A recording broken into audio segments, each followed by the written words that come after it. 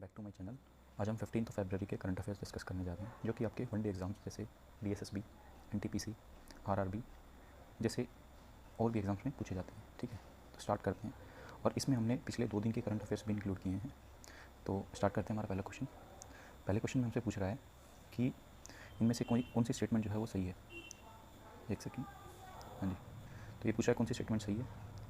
पहला स्टेटमेंट है कि भंडारी जी को अपॉइंट किया गया है chief justice of Madras high court. Second statement है कि जो चीफ जस्टिस ऑफ इंडिया है वो अपॉइंट करते हैं चीफ जस्टिस किसी स्टेट में। तो इनमें से सही स्टेटमेंट आपको बतानी है कौन सी है। तो पहली जो स्टेटमेंट है वो बिल्कुल सही है कि उनको मद्रास हाई कोर्ट का चीफ जस्टिस अपॉइंट किया गया है। जो दूसरी स्टेटमेंट है वो गलत है, क्योंकि chief justice of India appoint नहीं करते चीफ जस्टिस को। इनको अपॉइंट करने का काम होता है रिस्पेक्टिव गवर्नर जो होते हैं स्टेट में उनका। ठीक है, अब 2-4 बातें मैं आपको बता दूँ। गवर्नर अपॉइंट करते हैं इनको। दूसरी बात, तो इस हिसाब से हमारा जो ऑप्शन होगा वो ऑप्शन फर्स्ट होगा सही। ठीक है, 1-2 चीज़ें आपको पता होनी चाहिए सुप्रीम कोर्ट के बारे में।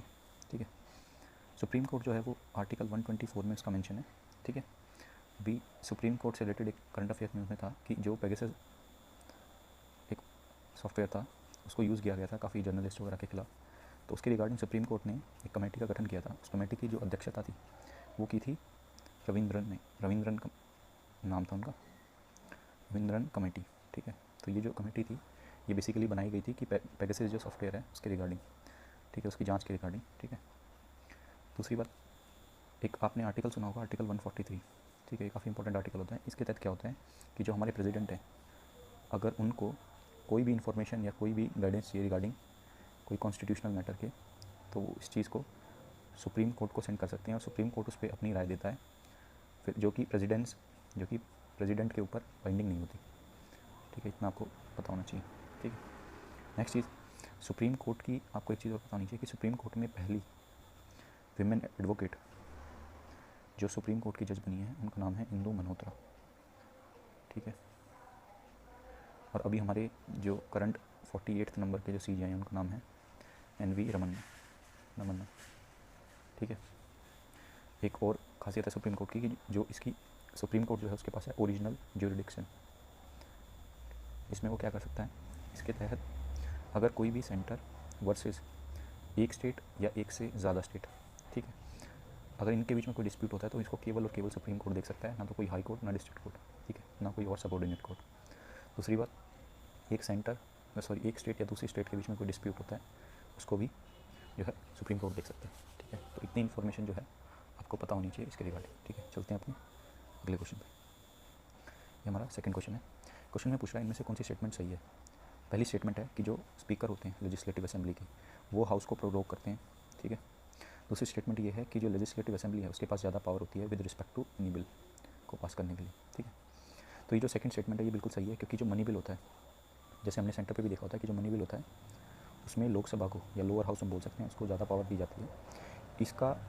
इसको आप ऐसे इंटरप्रेट कर सकते हो कि जो पैसा होता है, ठीक है, CFI से जो पैसा निकाला जाता है, ठीक है, उसके लिए अकाउंटेबल कौन होती है, उसके लिए अकाउंटेबल होती है द गवर्नमेंट इन पावर।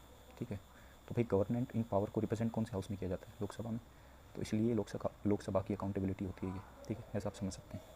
ठीक है, तो ये चीज़ हो गई।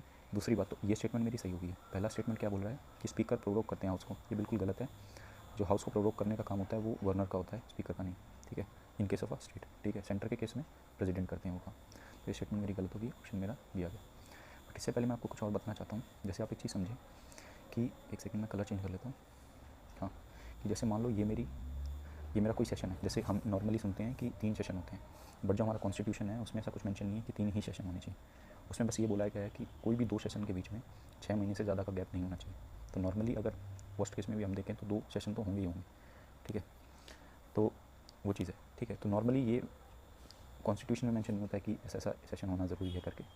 ठीक है, एनीवेज, तो हम ये देखते हैं कि मान लो जैसे मेरा बजट सेशन, हम सुनते हैं बजट सेशन, मानसून सेशन, ठीक है, ये सब विंटर सेशन है।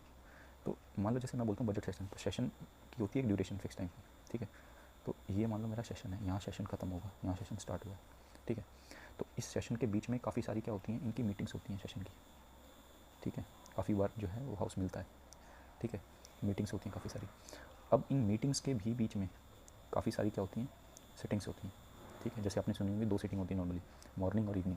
ठीक है, उनके बीच में आपका रिसेस होता है। ठीक है ना, एक सेकेंड, सिटिंग होती है, ठीक है। तो अब जब हम इस सिटिंग को ख़त्म करते हैं तो उसको बोला जाता है एडजर्नमेंट, ठीक है। तो ये एडजर्नमेंट का काम होता है स्पीकर का, ठीक है। तो एडजर्नमेंट का काम स्पीकर का होता है। एडजर्नमेंट में क्या होता है कि स्पीकर बोलता है कि हम आज की जो है ये मीटिंग जो है इसको स्थगित कर रहे हैं, और इसको हम या तो मतलब वो कोई स्पेसिफिक डे देता है या बोल देता है कि ये अगले टाइम मिलेगी। अगर वो कोई स्पेसिफिक डे देगा कि इस दिन हम लोग जो है वापस बैठेंगे तो उसको एडजर्नमेंट बोलेंगे। अगर वो कोई स्पेसिफिक डे नहीं देता है तो उसको बोलेंगे एडजर्नमेंट साइन डाई, ठीक है, विदाउट अ डे, अगर कोई भी दिन वो नहीं देता है तो, ठीक है। दूसरी बात, प्रोग्रेगेशन का मतलब क्या होता है कि प्रोरोग मतलब होता है कि ये जो सेशन है ये ही ख़त्म कर दिया आपने, ठीक है। अगर मीटिंग में कोई ख़त्म करता हूँ तो उसको एडजर्नमेंट बोलेंगे, सिटिंग है मीटिंग को, ठीक है। बट सेशन अगर आप ख़त्म करते हो तो उसको बोलेंगे प्रोरोगेशन। तो प्रोरोगेशन का काम जो होता है वो होता है गवर्नर का। ये करता कैसे है कि जो स्पीकर होता है वो एडवाइस करेगा, तब गवर्नर जो है ऑफिशियली इस काम को कर देगा, ठीक है। दूसरी बात कि आपको एक चीज़ और पता होनी चाहिए कि एक वर्ड और यूज़ होता है जिसको बोलते हैं डिसोल्यूशन, ठीक है। तो अब आपको एक चीज़ और पता होनी चाहिए कि एक वर्ड होता है डिसोल्यूशन। डिसोल्यूशन में क्या होता है? डिसोल्यूशन में ये होता है कि हम क्या करते हैं, हम पूरे हाउस को ही जो है उसी को एंड कर देते हैं। तो हाउस को एंड करने का मतलब क्या हो गया कि आपकी जो गवर्नमेंट इन पावर थी वो गिर गई। गवर्नमेंट इन पावर गिर गई तो मतलब क्या है? इसका मतलब ये है कि दोबारा जनरल इलेक्शंस होंगे, उसके बाद जो है आपका न्यू हाउस होगा, बनेगा, कॉन्स्टिट्यूट होगा, और फिर आपकी जो है मीटिंग कंटिन्यू होगी, ठीक है। डिसोल्यूशन कौन करता है? ये भी गवर्नर करेगा स्टेट के केस में, प्रेसिडेंट करेगा सेंटर के केस में, ठीक है। तो इतनी इन्फॉर्मेशन जो है आपको पता होनी चाहिए थी इसके रिगार्डिंग, ठीक है। एक वैसा फैक्चुअल चीज़ आपको पता होनी चाहिए कि जो वेस्ट बंगाल है उसके गवर्नर जो है वो हैं जगदीश धनखड़, ठीक है। नेक्स्ट क्वेश्चन पे चलते हैं, ये हमारा अगला क्वेश्चन है, ठीक है। तो ये आज के हिंदू में पब्लिश थी न्यूज़ कि सीपीआई जो है वो बढ़ रहा है, ठीक है। तो क्वेश्चन पूछ रहा है इनमें से कौन सी स्टेटमेंट सही है। पहली स्टेटमेंट है कि जो सीपीआई है उसको पब्लिश करता है एनएसओ। दूसरी स्टेटमेंट जो है इसी के साथ वो है को पब्लिश करता है एमएसओ एपीआई। तो ये एमओएसपीआई क्या है? Ministry of statistics and programme implementation, ठीक है। सेकंड स्टेटमेंट है कि जो सीपीआई उसका बेस ईयर 2011-12 है। तीसरी स्टेटमेंट ये है कि सीपीआई जो है सर्विस को इंक्लूड नहीं करता है जबकि डब्ल्यूपीआई करता है। थर्ड ऑप्शन मैं बता दूँगा आपको, ये बिल्कुल गलत है क्योंकि डब्ल्यूपीआई का मतलब होता है होलसेल प्राइस इंडेक्स, ठीक है। अब आप मेरे को एक बात बताओ, कभी आपने ये सुना है कि होलसेल में आप कोई सर्विसेज ले सकते हो, ठीक है। सर्विसेज कभी भी डब्ल्यूपीआई में इंक्लूड होती नहीं है, ठीक है, जबकि सीपीआई में मैं सर्विसेज इंक्लूड कर सकता हूँ, ठीक है। सीपीआई में सर्विसेज इंक्लूड होती हैं क्योंकि ये एंड कंज्यूमर से रिलेटेड होता है, ठीक है। तो सीपीआई में सर्विस इंक्लूड होती है, डब्ल्यूपीआई में इंक्लूड नहीं होती, ये आपको पता होना चाहिए। थर्ड स्टेटमेंट मेरी गलत हो गई। अब मुझे क्या पूछा है कि बेस ईयर सीपीआई का 2011-12, ये बिल्कुल सही स्टेटमेंट है। डब्ल्यूपीआई का भी 11-12 है बेस ईयर, ये आपको पता होना चाहिए 2011-12। सीपीआई एनएसओ का डाटा पब्लिश करता है, ये बिल्कुल सही है। मतलब सीपीआई का डाटा एनएसओ पब्लिश करता है, ये स्टेटमेंट बिल्कुल सही है। बट डब्ल्यूपीआई जो है उसको पब्लिश करने का काम होता है ministry of commerce and industry, ठीक है, ये आपको पता होना चाहिए। और इसके रिगार्डिंग 2-3 चीज़ मैं आपको बता दूं कि जो सीपीआई होता है उसी के रेफरेंस में जो है आरबीआई इन्फ्लेशन की फिगर्स को मतलब चेक करता है। और इसी के लिए जो आरबीआई की जो कमेटी बैठती है हर 2 महीने बाद, तो वो एक रिपोर्ट पब्लिश करती है, ठीक है। तो मॉनेटरी पॉलिसी कमेटी जो होती है वो इसी के रिगार्डिंग होती है क्योंकि उन्हें जो है स्टैट्यूट के अंदर जो है आरबीआई एक्ट 1934 के अकॉर्डिंग उन्हें रिस्पॉन्सिबिलिटी दी गई है कि जो इन्फ्लेशन है, इन्फ्लेशन कौन सा? सीपीआई वाला, उसको वो मेंटेन करेंगे 2 से 6% के बीच में, ठीक है। तो ये उनका टारगेट रहता है कि इतना इन्फ्लेशन जो है इसके बीच में रहना चाहिए, ठीक है, इतना आपको पता होना चाहिए। एक चीज़ और पता होनी चाहिए कि जो इन्फ्लेशन होता है वो क्या होता है बेसिकली। इन्फ्लेशन क्या होता है? Inflation is a price of goods and services, ठीक है। तो जो आपकी चीज़ें होती हैं, जो आइटम्स होते हैं, उनकी जब प्राइस बढ़ जाते हैं तो इन्फ्लेशन होगा। और इन्फ्लेशन जब होता है तो अगर प्राइस बढ़ गए तो ऑब्वियसली बात है जो डिमांड होगी वो डिक्रीज़ हो जाएगी। और हमने एक चीज़ देखी है कि अगर डिमांड डिक्रीज़ होगी, ठीक है, कल भी हमने यूनियन बजट के उसमें चीज़ देखी थी कि अगर डिमांड डिक्रीज़ होगी, अगर ये प्रोलॉन्ग चलती है, लंबे टाइम तक अगर ये चलेगी, तो ये हमारी फिगर्स को, जैसे जो जीडीपी फिगर्स होती हैं, उनको अफेक्ट कर सकती हैं, ठीक है। क्योंकि उसमें सीधा कंजम्पशन जो है, प्राइवेट कंजम्पशन एक फैक्टर होता है जीडीपी को डिफाइन करने का। तो सरकार इस डिमांड को बढ़ाने के लिए काफ़ी सारे जो है आरबीआई जो है ऑन बिहाफ ऑफ गवर्नमेंट काफ़ी सारे मेजर लेता है। जैसे ये 2 मेजर्स हम डिस्कस कर सकते हैं। जैसे एक मेजर वो लेता है क्या, एक सेकेंड, हाँ, एक मेजर वो क्या लेता है कि जैसे मान लो अगर मैं टैक्सेस को बोलूँ या मैं रेट्स बोलूँ, जैसे रेपो रेट और ये, तो अगर मैं रेपो रेट को डिक्रीज़ कर दूँ, ठीक है, तो रेपो रेट को अगर मैं डिक्रीज़ करता हूँ तो बैंक के पास जो है पैसा बढ़ जाएगा। बैंक के पास पैसा बढ़ जाएगा तो बैंक क्या करेगा? बैंक मार्केट में उस पैसे को इन्फ्यूज़ करना चाहेगा, इन्फ्यूज़ करने के लिए वो क्या करेगा, वो अपने रेट कम कर देगा, रेट कम कर देगा, लोग उसको चाहिए, लोग पैसा उठाने लग जाएंगे, लोग पैसा उठाने लग जाएंगे, लोगों के पास क्या आ जाएगा, मनी आ जाएगा, वापस से मेरी डिमांड जो है हो जाएगी। और भी बहुत सारे ऑपरेशन होते हैं जैसे open market operation. Next question, ये हमारा नेक्स्ट क्वेश्चन है। जैसे भी आपने एक डिबेट सुनी होगी कि जो सेंट्रल गवर्नमेंट है वो जो IAS के रिगार्डिंग रूल्स हैं, ठीक है कि उनको, क्योंकि आपको पता IAS के रिगार्डिंग जो रूल्स हैं उनको जो है उनको मॉडिफाई करने की बात कर रही है, ठीक है। तो ये डिबेट चल रही है अभी, ठीक। तो इसके रिगार्डिंग हमने क्वेश्चन लिया है। तो क्वेश्चन हमसे क्या पूछा है, क्वेश्चन में पूछा है इनमें से कौन सी स्टेटमेंट सही है। तो पहली स्टेटमेंट ये है कि जो IAS IPS है, ठीक है, Indian administrative service, Indian police service, Indian foreign service, ये केवल 3 ऑल इंडिया सर्विस इंडिया में। सेकंड स्टेटमेंट में बोल रहा है कि जो ये ऑल इंडिया सर्विस होती हैं ये कॉन्स्टिट्यूशन का यूनिटरी फीचर दिखाती हैं। थर्ड स्टेटमेंट क्या है, इन तीनों फोर्सेस की जो कंट्रोलिंग अथॉरिटी है वो MHA है, ठीक है, कैडर कंट्रोलिंग अथॉरिटी, ठीक है। तो इनको एनालाइज करते हैं वन बाय वन। तो सबसे पहली बात तो ये है कि पहली स्टेटमेंट गलत हो गई, क्यों, क्योंकि IAS IPS तो हैं all India service, but IFS नहीं होती है, वो इंडियन फॉरेस्ट सर्विस होती है, ठीक है, नहीं फॉरेस्ट सर्विस, फॉरेन सर्विस नहीं होगी। ये तो पहली स्टेटमेंट मेरी गलत होगी। ये यूनिटरी फीचर को शो करते हैं, ये बिल्कुल सही है, ठीक है, यूनिटरी फीचर को शो करेंगे, ठीक है। और ये यूनिटरी फीचर को ही क्यों शो कर रहे हैं, क्योंकि ये जो ऑल इंडिया सर्विस होती हैं ये टर्न बाय टर्न जो है सेंटर को भी और स्टेट को भी असिस्ट करती हैं कामों में। जैसे आपने सुना होगा कि आपके जो DM होते हैं डिस्ट्रिक्ट में, ठीक है, तो वो आपके डिस्ट्रिक्ट को सर्व कर रहे हैं, मतलब वो अभी अंडर स्टेट गवर्नमेंट है, ठीक है। उनकी ट्रेनिंग वगैरह सेंट्रल गवर्नमेंट कराती है, बट वो अभी फंक्शनिंग जो है उनकी इमीडिएट अथॉरिटी जो है वो स्टेट गवर्नमेंट है। बट जब वो सेंटर में जाते हैं तो एज अ जॉइंट डायरेक्टर ये सब बनते हैं, ठीक है, फिर वो सेक्रेटरी लेवल तक पहुँचते हैं, तब वो जो है आपकी मिनिस्ट्री को सर्व कर रहे होते हैं, मतलब आपकी सेंट्रल गवर्नमेंट को सर्व करते हैं, ठीक है। तो एक तरीके का ये यूनिटरी फीचर है, ठीक। तो इतना आपको पता होना चाहिए, ये यूनिटरी फीचर को शो करता है, ये सही स्टेटमेंट है। थर्ड स्टेटमेंट क्या है कि MHA इनकी कैडर कंट्रोलिंग अथॉरिटी है तीनों फोर्सेस की, ये बिल्कुल गलत है, क्योंकि जो IAS है,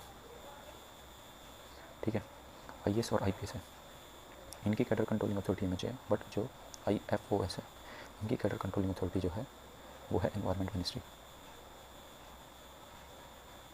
ठीक है, ministry of environment, forest and climate change, ठीक है, ये आपको पता होना चाहिए। तो मेरी पहली स्टेटमेंट, थर्ड स्टेटमेंट जो थी वो गलत होगी। ऑप्शन कौन सा बचा, ऑप्शन बचा मेरा सेकंड, मुझे करेक्ट पूछा था सेकंड, तो आप सही कर लीजिएगा, ओनली सेकंड, ठीक है।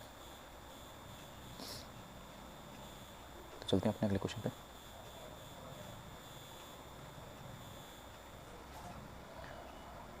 उससे पहले मैं आपको एक चीज़ और बता दूं कि और भी यूनिटरी फीचर्स होते हैं हमारे कॉन्स्टिट्यूशन में, जैसे कि इमरजेंसी पावर जो होती हैं, ठीक है, जो इमरजेंसी लगती है तो उस इमरजेंसी को लगाने का काम जो है वो सेंट्रल गवर्नमेंट का है, ठीक है।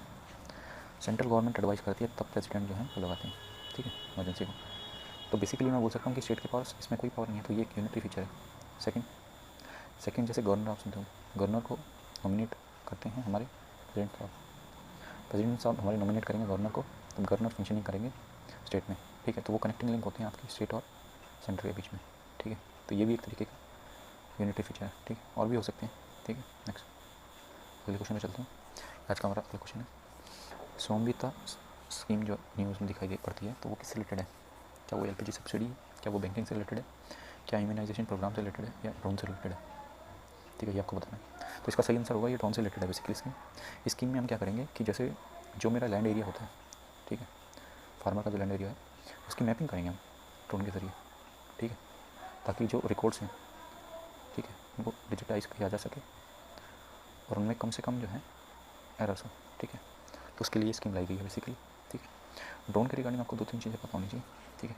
जैसे सरकार ने अभी एक ड्रोन पॉलिसी भी लेके आई है, ठीक है। इसमें हम क्या करेंगे, आपकी बात के जैसे बजट में आपने सुना भी होगा कि हम एक PLI स्कीम जो है उसमें हमने ड्रोन को भी एक सेक्टर इंक्लूड कर लिया। PLI में टोटल 14 सेक्टर है, उनमें से ड्रोन भी एक सेक्टर है, ठीक है। तो हम क्या करेंगे कि हम अपनी फॉरेन डिपेंडेंस ड्रोन पे कम करने जा रहे हैं। हम क्या करेंगे, इंडस्ट्रीज़ हैं उनको मतलब मोटिवेट करेंगे थ्रू इंसेंटिव कैसे कि हम एक थ्रेशोल्ड देंगे, अगर इससे ऊपर आपकी प्रोडक्शन होती है तो आपको इंसेंटिव दिया जाएगा, आपके रेवेन्यू का कुछ पार्ट, ठीक है। तो इनको क्या करना होगा, इन इंडस्ट्रीज़ को ये करना होगा कि ज़्यादा से ज़्यादा जो है प्रोडक्शन करनी होगी मेक इन इंडिया के तहत। मतलब ये कि इंडिया में उनके जो है असेंबलिंग वगैरह और मतलब प्रोडक्शन वगैरह इंडिया में ही होगी, ठीक है। तब और कुछ उनके लिए पैरामीटर डिसाइड किए गए हैं सेंट्रल गवर्नमेंट ने, तो वो उसके रिगार्डिंग चीज़ है, ठीक है। दूसरी बात ये है कि अभी आपने वो भी सुना होगा कि जैसे जो अभी रिपब्लिक डे परेड जो थी उस पर एक ड्रोन शो हुआ था लास्ट में, जो क्लोजिंग सेरेमनी थी उसके, उसमें मैं बोल रहा हूँ। तो जो ड्रोन शो था उसमें हमारे जो मेक इन इंडिया है का जो लोगो लॉयन उसको भी शो किया गया था, और फिर महात्मा गांधी का एक फ़ोटो भी दिखाया गया था लास्ट में ड्रोन के ज़रिए। तो ये जो था ये किस आईआईटी ने ये मिनिस्ट्री के साथ कोलैबोरेशन में ये काम किया था, ये आपको बताना है कमेंट में वो आईआईटी कौन सी थी। ठीक है, नेक्स्ट क्वेश्चन पे चलते हैं। नेक्स्ट आचार्य के बारे में कौन सी स्टेटमेंट सही है, आचार्य के बारे में कौन सी स्टेटमेंट सही है। ठीक है, तो पहली स्टेटमेंट ये है कि इनको इलाया पेरुमल नाम से जाना जाता है। ठीक है, सेकंड स्टेटमेंट ये है कि उन्होंने सोशल इक्वालिटी और एजुकेशन को बढ़ावा देने की बात की थी जो लोग बैकवर्ड कास्ट से बिलोंग करते थे उनके लिए। ठीक है, थर्ड स्टेटमेंट ये है कि विश्व अद्वैता स्कूल ऑफ फिलोसफी जो वेदांता का पार्ट है उनको ये प्रोपेट करते थे।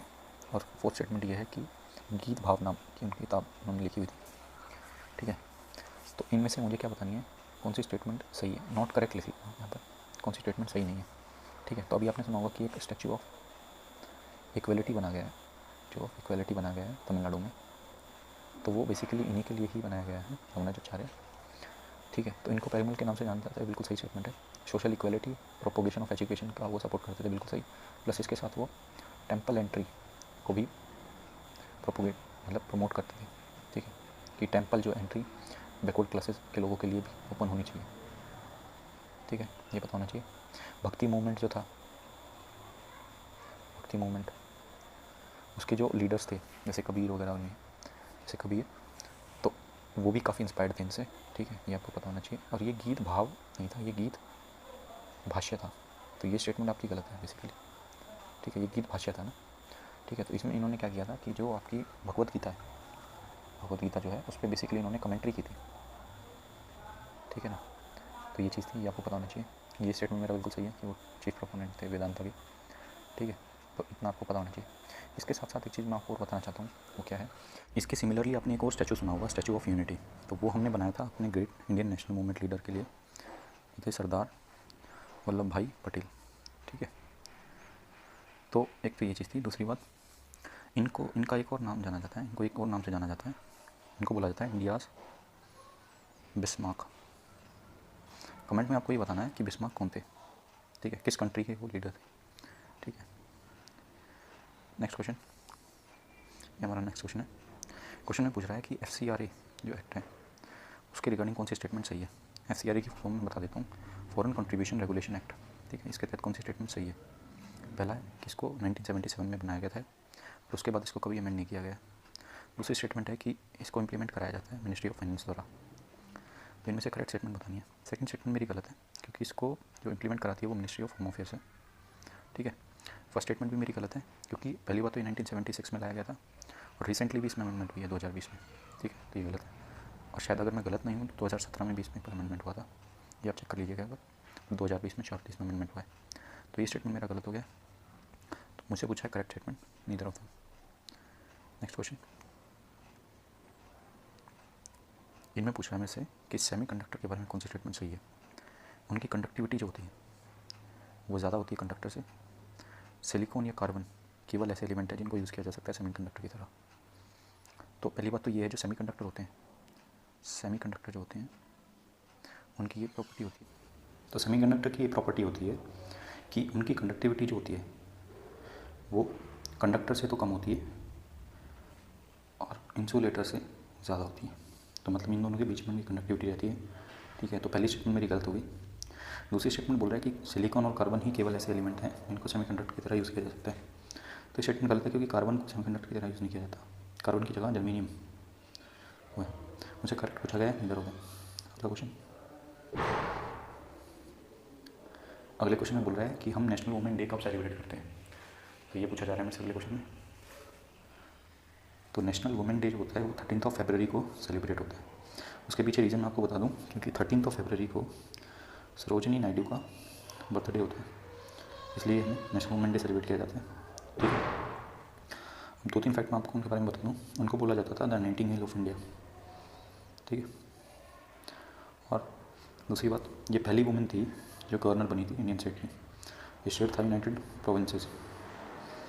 ठीक है, प्रेजेंट डे यूपी, ठीक है, केसरी हिंद का उनको मेडल मिला हुआ था, ठीक है। और एक चीज़ और आपको बतानी है कि उन्होंने क्या आईएनसी की, इंडियन नेशनल कांग्रेस की, कभी वो चेयरपर्सन बनी थी, और अगर हाँ तो वो कौन सा ईयर था, ये आपको कमेंट में बताना है। चलते हैं अगले क्वेश्चन पे। एक चीज़ और आपको मेरे को बतानी है, इनको जैसे द नाइटिंगेल ऑफ इंडिया बोला जाता था, अभी जैसे लता मंगेशकर जी का जो अभी निधन हुआ है, उनको किस नाम से जाना जाता था, ये भी आपको कमेंट में बताना है, ठीक है। अगला क्वेश्चन स्माइल स्कीम से रिलेटेड है। जो स्माइल स्कीम जो न्यूज़ में थी, ये किस के बारे में कौन सी स्टेटमेंट सही है। पहली स्टेटमेंट है कि ये मार्जिनाइज्ड सेक्शन ट्रांसजेंडर कम्युनिटी के वेलफेयर के लिए है। दूसरी स्टेटमेंट ये है कि ये एक सेंट्रल सेक्टर स्कीम है जो कि ministry of human and child development द्वारा लॉन्च की गई है। तो इनमें से मैं आपको बता दूं, ये जो सेकंड स्टेटमेंट है गलत है, क्योंकि ये सेंट्रल सेक्टर स्कीम तो है, बट इसको जो लॉन्च किया जा रहा है वो ministry of social justice and empowerment द्वारा किया जा रहा है, ठीक है। तो ये मेरी स्टेटमेंट गलत हो गई। पहली स्टेटमेंट मेरी बिल्कुल सही है कि जो ट्रांसजेंडर कम्युनिटीज़ हैं, जो माइनॉरिटी सेक्शन में लोग हैं, जैसे जो बेगिंग वगैरह करते हैं, उनकी रिहेबिलिटेशन के लिए और भी उनको वेलफेयर सर्विसेज प्रोवाइड कराने के लिए ये स्कीम है, ठीक है। तो पहला स्टेटमेंट मेरा इसमें सही है, ओनली वन। नेक्स्ट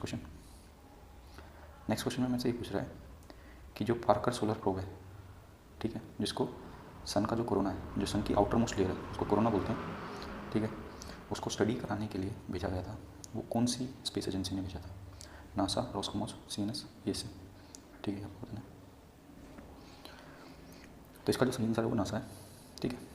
तो आंसर इसका नासा है। नासा जो है वो यूएसए की स्पेस एजेंसी है। रोस्कोमोस R4 रशिया, ठीक है। ईएसए बताने की अपनी यूरोपियन स्पेस एजेंसी। कमेंट में आपको बताना है सीएनएस किसकी स्पेस एजेंसी, ठीक है। दूसरी बात, इसके साथ है ना, मैं आपको एक चीज़ और बताऊंगा, वो अभी आने वाले क्वेश्चन में बताऊंगा, ठीक है। उससे पहले आप मुझको एक बात बताओ, आदित्य L1 नामक एक मिशन है जो इसरो लॉन्च करने जा रही है, ठीक है। ये जो मिशन है, ये जो मिशन है आदित्य L1, ये कौन से प्लैनेट या स्टार को जो है उसकी जो है असेसमेंट करने के लिए भेजा जा रहा है, ठीक है। तो ये बताना है। दूसरी बात ये है, ठीक है, कि ये कब लाया गया था, ठीक है, ये प्रपोजल जो था ये कब लाया गया था। सन के बारे में मैं 2-3 चीज़ें बता दूंगा आपको। ये सन का कोर होता है, ये सन का स्कीमेटिक डायग्राम है, ये रेडिएटिव जोन होता है, ये कन्वेक्शन जोन होता है, फिर इसके बाद इसकी लेयर आती है फोटोस्फीयर, देन क्रोमोस्फीयर, और लास्ट में जैसे मैंने बताया कोरोना। तो यहाँ पे जो है मिलियंस में टेम्परेचर होता है, ठीक है। अब आपने सुना होगा जो हीट होती है वो hot body to cold body transfer करती है, तो ये लेयर जो होगी वो रिलेटिवली इस कोर के कंपैरिजन में ठंडी होगी, तो यहाँ से हीट ट्रांसफ़र होती है, ठीक है। फिर फर्दर रेडिएशन के थ्रू ना, इसलिए रेडिएटिव जोन, फिर यहाँ से कन्वेक्शन के ज़रिए, ठीक है, हीट ट्रांसफ़र होगी। कन्वेक्शन प्रोसेस क्या होता है वो थोड़ा मैं बता दूँ आपको। जैसे आपने सुना होगा कि अर्थ की जो सरफेस है, अगर वो हीट अप हो जाती है, ठीक है, तो उसके आसपास में जो एयर मॉलिक्यूल्स होंगे, ठीक है, एयर पार्टिकल्स होंगे सॉरी, वो हीट हो जाएंगे, और धीरे धीरे जो एयर मॉलिक्यूल्स इसके आसपास होंगे वो हीट होने के बाद क्या करेंगे, राइज करना शुरू कर देंगे, ठीक है। क्योंकि आपने सुना होगा कि जो भी लाइट जो चीज़ होगी वो हमेशा राइज करना चाहिए, इसलिए जो आपके घर में वेंटिलेशन जो होते हैं वो हमेशा ऊपर की तरफ होते हैं, ठीक है, क्योंकि जो वॉर्म एयर है वो हमेशा राइज होकर बाहर से ऐसे निकल जाती है, ठीक है। हमेशा जो वॉर्म एयर है वो राइज होती है, ठीक है, इसलिए आपके वेंटिलेशन हमेशा ऊपर लगाए जाते हैं। एनीवेज, तो ये जो प्रोसेस है वो राइज हो रही है, ये कन्वेक्शन प्रोसेस होता है, कन्वेक्शन प्रोसेस बोलते हैं इसको, ठीक है। तो ये मेरी कन्वेक्शन जोन होगा। इसके बाद फर्दर यहाँ से हीट ट्रांसफर होती है फोटोस्फीयर से, और ये वो लेयर है जो हमें अर्थ से दिखती है सन की, आपको पता होना चाहिए। फिर क्रोमोस्फीयर, देन फाइनली कोरोना, और यहाँ से जो है इजेक्शन होता है, ठीक है। और इस इजेक्शन को कई बार अगर ये काफ़ी ज़्यादा हो जाता है तो उनको सोलर फ्लेयर्स भी बोला जाता है, या सोलर विंड्स, ठीक है, जो कि हमारे अर्थ पे कम्युनिकेशंस जो होती हैं उसको डिस्टर्ब करता है, ठीक है। और इन सोलर विंड से हमारे जो अर्थ है उसको बचाता कौन है, तो अर्थ के बाहर एक मैग्नेटोस्फीयर करके लेयर होती है, ठीक है, वो लेयर जो होती है वो इससे बचाती है अर्थ, ठीक है। इन दोनों के इंटरेक्शन से एक लाइट जनरेट होती है जो कि पोलर रीजन्स जो होती हैं उसमें काफ़ी अच्छे दिखाई पड़ती है, उस लाइट को बोलते हैं ऑरोरा, ठीक है। नॉर्थ रीजन में, मतलब नॉर्थ पोल साइड में जितनी भी कंट्रीज़ हैं नॉर्थ में, नॉर्दर्न हेमिस्फीयर में, वहाँ बोला जाएगा ऑरोरा बोरियलिस, और जितने भी सदर्न हेमिस्फीयर में कंट्रीज हैं वहाँ बोला जाएगा ऑरोरा ऑस्ट्रेलिस, ठीक है। ये वर्ड जो है ऑस्ट्रेलिस, इसका मतलब ही साउदर्न होता है, ठीक है। तो चलते हैं अपने अगले क्वेश्चन पे। ये हमारा आज का अगला क्वेश्चन है। क्वेश्चन में पूछ रहा है कि कीरावती आइलैंड जो अभी न्यूज़ में था, क्योंकि इंडिया ने इनको जो है कोविड की वैक्सीन वगैरह कराई गई हैं। तो इसके बारे में कौन सा अचीवमेंट सही है, ठीक है। ये बोल रहा है कि तारावा जो है इसकी कैपिटल है और ये अटलांटिक ओशन में लाई करता है। ये आइलैंड है, इसके चारों तरफ जो है कोरल्स है, ठीक है। तो इसमें जो सही स्टेटमेंट होगी, ये पहली जो स्टेटमेंट है कि तारावा इसकी कैपिटल, ये बिल्कुल सही है। बट ये अटलांटिक ओशन में नहीं है, ये पैसिफिक ओशन में, ठीक है। और ये ओशियन है, ऑस्ट्रेलिया कॉन्टिनेंट का पार्ट है, ठीक है। ये चीज़ आपको पता होनी चाहिए। इसके आसपास में काफ़ी सारे आइलैंड हैं, जैसे मार्शल आइलैंड्स वगैरह, सुना भी होगा आपने, ठीक है। तो पहली स्टेटमेंट मेरी गलत होगी, सेकंड स्टेटमेंट बिल्कुल सही है। ये कोरल्स इसके आसपास रहते हैं, क्योंकि ये खुद इटसेल्फ ही आइलैंड जो है ये टोल पे बना हुआ है, ठीक है। तो मैं दिखा भी देता हूँ, जैसे ये देख पा रहे हो, ये तारावा टोल, ये सदर्न पार्ट है, ठीक है। जूम करके दिखा हुआ है, ठीक है। ये बेसिकली इसका जूम इन पार्ट है, ठीक है। ये क्या होती है, तो ये चीज़ थी, ठीक है। कोरल्स के बारे में थोड़ा सा मैं आपको बता दूं कि कोरल्स क्या होते हैं। ये छोटे, ठीक है, छोटे जो आप बोल सकते हैं इंसेक्ट टाइप, या थोड़ा सा और बायोलॉजिकल टर्म में बोलो तो टाइनी सी एनिमल्स, ठीक है। आपने वो सुने होंगे, काफ़ी सारे फाइलम होते हैं, ठीक है ना, 7 या 8 तरीके के बायोलॉजी में पढ़ते हैं। उनमें से ये सी एनिमल्स जो होते हैं, उनके जो छोटे रूप होते हैं वो कोरल्स होते हैं। और ये जो है, मतलब इनके बीच में और एक एल्गी होती है जिसको बोला जाता है जूज़ैंथली। इन दोनों के बीच में होती है सिम्बायोटिक रिलेशनशिप। मतलब क्या, मतलब ये कि जो एल्गी होती है ग्रीन कलर की होगी, ऑब्वियसली इसका क्लोरोफिल होता है, तो ये क्या करेगी, फूड प्रिपेयर करती है, उस फूड पे ये सर्वाइव करेंगे इंसेक्ट, और ये जो है सरफेस प्रोवाइड करते हैं जूज़ैंथली को रहने के लिए। तो ये होती है सिम्बायोटिक रिलेशनशिप, ठीक है। तो ये है कोरल्स के बारे में। और ये जो लेयर बनाते हैं ओवर द टाइम ये बढ़ती जाती है, ठीक है, ऐसे लेयर डिपोजिट हो जाती है। कमेंट में आपको ये बताना है कि ये लेयर जो होती है कौन से मटेरियल की बनी होती है, कंपाउंड की बनी होती है, ये आपको बताना है। चलते हैं अपने अगले क्वेश्चन पे। हमारा अगला क्वेश्चन सीबीआई के बारे में लिया गया है, क्योंकि अभी आपने सुना होगा कि सीबीआई ने फ्रॉड केस जो है शिपयार्ड में, वो भी काफ़ी न्यूज़ में है, ठीक है। तो उसके रिगार्डिंग हमने क्वेश्चन लिया। क्वेश्चन में पूछा सीबीआई की रिगार्डिंग कौन सी स्टेटमेंट सही है। पहला ये है कि ये डिपार्टमेंट ऑफ पर्सनल ट्रेनिंग के अंडर काम करता है। दूसरी स्टेटमेंट है कि ये डीएसपी एक्ट के द्वारा गन किया जाता है। डीएसपी की फुल फॉर्म है Delhi special police establishment act 1946। तो सेकंड स्टेटमेंट बिल्कुल सही है। पहली स्टेटमेंट जो है कि ये डीओपीटी के अंडर काम करता है, ये स्टेटमेंट भी बिल्कुल सही है, ठीक है। क्वेश्चन में पूछा गया कौन सी स्टेटमेंट करेक्ट है, बोथ आंसर। बट सीबीआई के बारे में 2-3 चीज़ें और मैं बता दूँ आपको। सीबीआई जो है ये बेसिकली जितने भी करप्शन केसेस या और कोई, जैसे या तो सुप्रीम कोर्ट द्वारा या किसी स्टेट ने खुद पर्सनली जो केसेस हैंड ओवर किए जाते हैं, मतलब जब कोई हाई एंड जो केसेस होते हैं वो भी इनको मिलते हैं, ठीक है, मेनली करप्शन रिलेटेड, ठीक है। और ये काम करते हैं विजिलेंस डिपार्टमेंट के साथ, ठीक है, ठीक है। इसके बाद इसको हेड कौन करता है, इसका जो हेड होता है वो होता है डायरेक्टर, ठीक है, जो कि नॉर्मली पुलिस सर्विस से आता है, आईपीएस से, ठीक है। इनका टेन्योर होता है 2 साल का, ठीक है। कमेंट में आपको मेरे को ये बताना है कि जो ये डायरेक्टर होता है इसको अपॉइंट करने के लिए कमेटी बनती है, ठीक है, जिसमें 3 से 4 मेंबर होते हैं। उन 3 से 4 मेंबर कौन होते हैं ये आपको कमेंट में मेरे को बताना है, ठीक है। नेक्स्ट क्वेश्चन पर चलते हैं। एक चीज़ और मैं आपको सीबीआई के बारे में बता दूं कि जैसे जो इंटरपोल होती है, आपने सुना होगा इंटरपोल के बारे में, इंटरनेशनल पुलिस। तो जो हर कंट्री जो होती है उनकी जो पुलिस होती है, स्टेट पुलिस जो होती हैं, कंट्री की खुद की जो पुलिस होती है वो रिप्रेजेंट करती हैं इंटरपोल में, ठीक है। तो ये वर्ल्ड लेवल पे जो इंटरनेशनल लेवल पे जो पुलिस होती है वो है इंटरपोल। तो इंडिया की तरफ से जो उसको रिप्रेजेंट करता है वो सीबीआई है, ठीक है, ये आपको बताना चाहिए। ये हमारा क्वेश्चन है। क्वेश्चन में पूछा है इनमें से कौन सी स्टेटमेंट सही है। ये पहली स्टेटमेंट है कि satellite placed in Jio stationery orbit हमेशा कैसे दिखाई पड़ती है, स्टेशनरी। दूसरी स्टेटमेंट है कि INS-2B जो है वो एक नेपाल की सैटेलाइट है जिसको लॉन्च किया जाएगा इसरो द्वारा 2022 में। तो जो पहली स्टेटमेंट है बिल्कुल सही है, इसको हम थोड़ी देर में समझेंगे, ठीक है। जबकि जो सेकंड स्टेटमेंट है, ये जो मेरी सेकंड स्टेटमेंट है ये गलत है, क्योंकि INS-2B सैटेलाइट है ये भूटान की सैटेलाइट है, ठीक है, जिसको इसरो लॉन्च हो जाएगा, ठीक है। तो बेसिकली एक तरीके की अर्थ ऑब्जर्वेशन सैटेलाइट है, ठीक है। और अभी रिसेंटली आपने सुना भी होगा कि EOS नामक जो है सैटेलाइट जो लॉन्च की गई है, अर्थ ऑब्जर्वेशन सैटेलाइट, कल ही इसरो द्वारा, ठीक है, 2022 की पहली सैटेलाइट है। हाँ। और जियो स्टेशनरी क्या होते हैं ये मैं आपको डायग्राम से थोड़ा समझाता हूँ।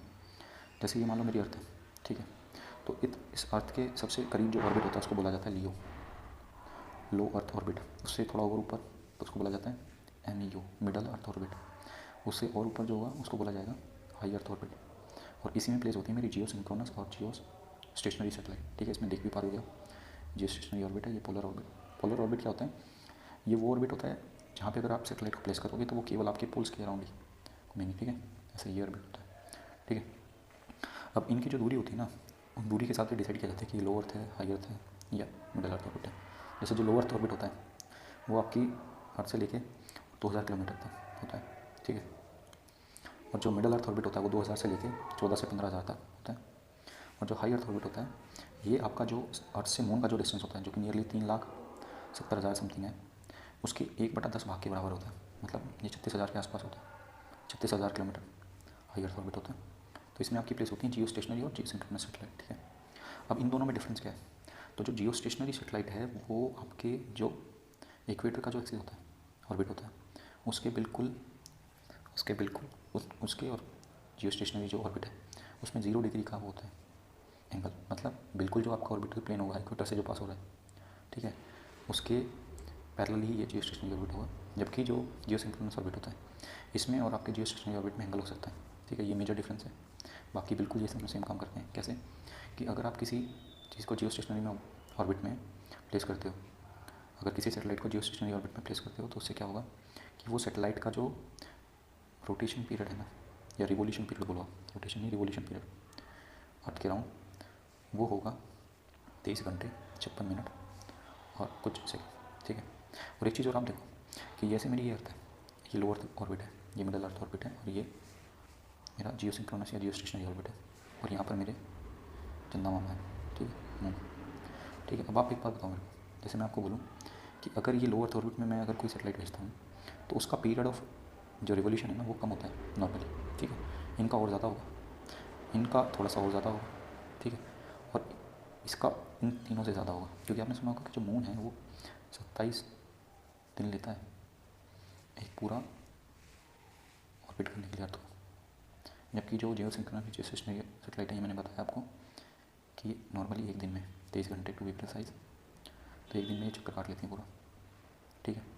जबकि जो मेरी जो लोअर ऑर्बिट की सेटेलाइट होती है ये हार्डली 100 से 200 मिनट में ये एक ऑर्बिट पूरा कर लेती हैं, ठीक है। तो जैसे जैसे आप ऊपर जाओगे आपको क्या दिख रहा है? आपको ये दिख रहा है कि टाइम मेरे को क्या लग रहा है, ज़्यादा लग रहा है। और आपने एक चीज़ सुनी होगी, डिस्टेंस क्या होता है, स्पीड क्या होती है, डिस्टेंस बाई टाइम। तो मैं बोल सकता हूँ स्पीड और टाइम जो है इन्वर्सली रिलेटेड होते हैं, ठीक है। तो अगर मेरा टाइम ज़्यादा लग रहा है तो ऑब्वियसली बात है इनकी स्पीड कम होगी, ठीक है। और जैसे जैसे दूर जाते जाएंगे ये बिल्कुल स्टेशनरी दिखाई पड़ेंगे आपको, ठीक है। तो बेसिकली ये जो जितनी दूर से जाएगी ना, इसकी स्पीड का रोटेशन पीरियड भी 24 घंटे है, और इनका रिवोल्यूशन पीरियड अर्थ कर रहा हूँ वो भी नियरली 24 घंटे है। तो ये दोनों सेम होते हैं, इसलिए हमें स्टेशनरी दिखाई पड़ती हैं, ठीक है। तो गाइस आशा करते हैं आपको समझ में आया होगा। आपका कोई भी सजेशन है तो आप कमेंट में पिन डाउन करें, हम श्योरली उस पर काम करेंगे। तब तक के लिए अपना ख्याल रखें। जय हिंद।